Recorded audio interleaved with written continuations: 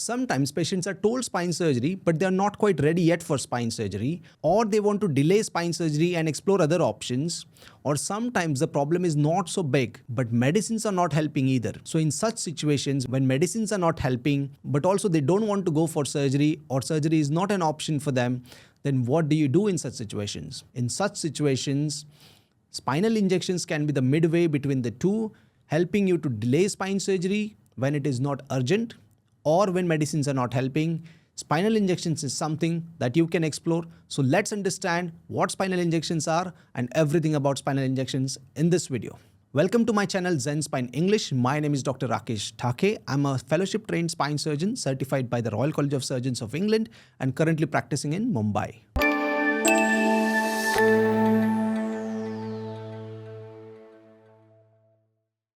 So let's first understand what are types of spinal injections and when can they be useful, or who are the patients who can be the right candidates for spinal injections. Now, first and the foremost, which is the most common type of spinal injection, is epidural spinal injection or transforaminal epidural injections or nerve root block injections. Everything is the same, but there is just a bit of difference that we'll discuss. Now, nerve root block injection or transforaminal epidural injection is where we inject the spinal needle into the foramen from where the nerve roots exit from the spine, and we catch the nerve right at its root in the foramen, therefore transforaminal, root of the nerve, therefore nerve root, and block, meaning we block that nerve root with medications. So the medications are a combination of local anesthetic and a bit of steroid. Now, local anesthetic numbs the nerve so the pain is relieved, and steroids will calm down the inflammation. Now, epidural injection can also be done via caudal epidural, meaning the end of the spine where the sacrum ends, where the tailbone ends. There is an opening in the spine called sacral hiatus through which we pass the spinal needle and enter the spinal canal and inject our medications. Other type of epidural injection is interlaminar epidural injection, where we inject the needle directly in the spine between the bone, tiny bit of opening, where we also give spinal anesthesia. So that needle can be injected through that window and we inject the mixture of medications. But the most common type of injection performed is nerve root block injection or TFE or transforaminal epidural injection. So this injection is done for the patients who have radicular or radiating nerve pain. So they have back pain which goes down their legs, or they have neck pain which goes down their arms. So when a nerve is compressed and there is a radiating pain along the distribution of the nerve, that is when these injections are helpful. Other type of injection is facet joint injections. So when there is an established pathology of the facet joints like facet joint arthritis, or there is mechanical low back pain which is not radiating down the legs, then these injections can be helpful for arthritis or facet joint related pathology. In these injections, the doctor passes the needle under the X-ray guidance right into the facet joint and injects a mixture of local anesthetic and steroid. Next type of injection is sacroiliac joint injections. So when there is an established or proven pathology of the sacroiliac joints, as you can see in the MRI, and clinically when we can establish that the pain is coming from the sacroiliac joints by the clinical examination or the tests that we do in the clinic, in such situations passing the needle into the sacroiliac joint under X-ray guidance is what we do, and then we inject the medications at that level. So this can help in relieving the pain coming from sacroiliac joints. These injections can be combined or solely it can be given as alone is the next type of injection called erector spiny block. Now, erector spiny block is a type of injection which we give into the muscles which are by the sides of the spine called erector spiny muscle. In those muscles, we give this block to relieve back pain. Now, this is a bit of non-specific type of injection for people with back pain, and this may be combined with other above listed type of injections. Now, having understood what are the type of injections and when they are used, let's just discuss how these injections are done.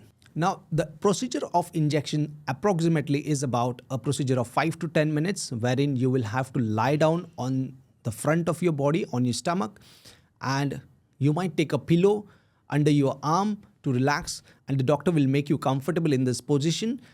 Then the area where the injection will be given is cleansed with an antibiotic solution and made sterile. Then the surgeon gives local anesthesia at the site where the injection is given.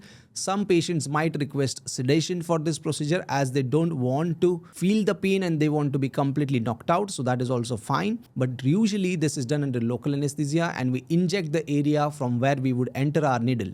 Once that area is numb, then we pass our spinal needle, usually thin number 23 or number 22, and then we check that under the X-ray guidance where exactly our needle is going. And once we enter the right foramen from where the nerve is coming out and we confirm that we are at the right spot, that is when we inject a bit of contrast to see if our location of the needle is at the right place. Usually the patient also winces in pain, saying that there's a sharp shooting pain down my leg, usually reciprocating to the type of pain that they get otherwise. So that is another confirmation that we are at the right spot. Once we are there, then we inject our mixture of local anesthetic and steroid that then blocks the nerve root. So this entire procedure takes anywhere between 5 to 10 minutes or sometimes more or sometimes less, and the surgeon usually will be communicating with you, talking to you, explaining you what we are doing and making you comfortable as needed. And if the pain is more, they can give you more local anesthetic. And sometimes we also keep anesthetist by the side to make you comfortable if you need some sedation. Now, another common question that patients ask us during the injection is how long the effect of injection will last. Now, usually the local anesthetic that we give starts acting immediately and the patients have relief on the same or the next day, and the steroids start acting after 2 days or so. Their effect is a bit prolonged and that stays for the longer duration. So the local anesthetic will numb the nerve and steroid will calm down the inflammation. Local anesthetic will have an immediate short-lasting effect, and steroids will have a delayed long-lasting effect. Hence, the combination of both works in the best way to give you maximum pain relief. Now, how long it will last, there is no specific answer to this question, and it can be variable from patient to patient, lasting from weeks to months. Sometimes it can be 3 months, 6 months, 1 year, or it can be just 3 weeks. We don't know. No one knows that. It will vary from patient to patient and from pathology to pathology. Now, let's understand the benefits as why these injections are done. The benefits that we have from doing the injections are two. One is diagnostic, meaning sometimes we want to know if this really is the cause of your pain. Then if you benefit from injection, it means that yes, this is the cause of your pain, and doing something to the cause, which could be surgical intervention, that in the future can help you. So diagnostic value is something very important that we get from this injection and which can help in treatment of the patients. The other benefit that we get is therapeutic, meaning pain relief, that it gives you pain relief for some time, don't know, months, weeks or years, and that some time of months or weeks can be used as a window to strengthen your core and back, practice back hygiene, practice the good ergonomics so that your core and back muscles are strong, and that can delay your definitive management like surgery. Now let's understand what are the risks involved in these injections. The risks coming from these injections are very, very minimal, and they are not something major that you should be worried about. But still, to know, sometimes the pain can be persistent, meaning even after injection you still have the pain, or there can be some soreness or pain at the site of injection. This can last for a day or two or sometimes more. Risk of infection, theoretically yes, but the skin puncture is so small that literally the chances of infection are nil. Slight bleeding, yes, because there's a puncture in the skin. So yes, we might have some bleeding at the site of injection. But sometimes if the patients are on blood thinners, then there might be a hematoma or a blood clot at the site of injection or along the nerve root, and that might itself press on the nerve and aggravate the symptoms. Hence, we usually tell the patients to stop blood thinners 5 to 7 days before the injection. Nerve injury, yes, nerve injury can happen by the sharpness of the needle as it is close to the nerve. Yes, it can injure the nerve, and it is usually an abrasion, but it is not injury that will lead to paralysis or foot drop or something like that. But yes, rarely it can happen. And then our allergic reactions. Yes, if you are allergic to the medications that has been used, then you might have an allergic reaction, which at times can be very severe, called anaphylaxis. Now, what are the precautions one should take before and after the injection? So before the injection, usually you take all the medicines that you are taking. Sometimes we keep the patients nil by mouth when we are anticipating that we might need sedation, or I usually keep them nil by mouth for all my patients just in case if they have an allergic reaction or they need sedation. We usually also have anesthetist as standby. So some of your doctors, yes, they might ask you to be nil by mouth if sedation is required. Then, as I said, blood thinners is something that we keep an eye on for injections, and we usually ask patients to stop blood thinners 5 to 7 days before surgery. Some doctors might go ahead with aspirin if it is just 75 milligram, but if it is 150 or combination of 2 or more blood thinners, then yes, you will have to stop them at least 7 days before the injection. Then after the injection, sometimes the site on which the injection is given, like left or right or both, your leg might feel heavy, and if you try and stand after an hour or so after the injection, it might buckle. So if your leg is buckling after the injection, then you might have to rest for some more time, like half an hour or 1 hour, and then we make you stand again and walk. And if you're still buckling, then you need to rest more. And once you are up and about on your feet comfortably after half an hour or 1 hour, then usually you can go home. After going home, many patients feel immediate relief and they can get back to their routine.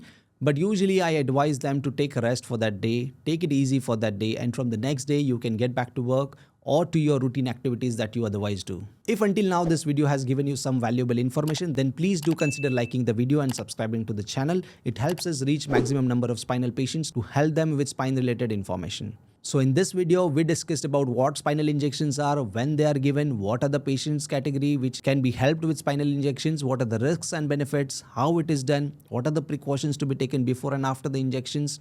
And I hope that this video was a helpful video for you. If you are considering delaying your surgery when it is not urgent, or if medicines are not helping you, and my best wishes with you, and I hope that you get better soon with your spinal problem. But if you still have any doubts or questions in your mind, you can write in the comment section below or get in touch with us on WhatsApp, and we'll try to get back to you as and when we get time. Thank you so much.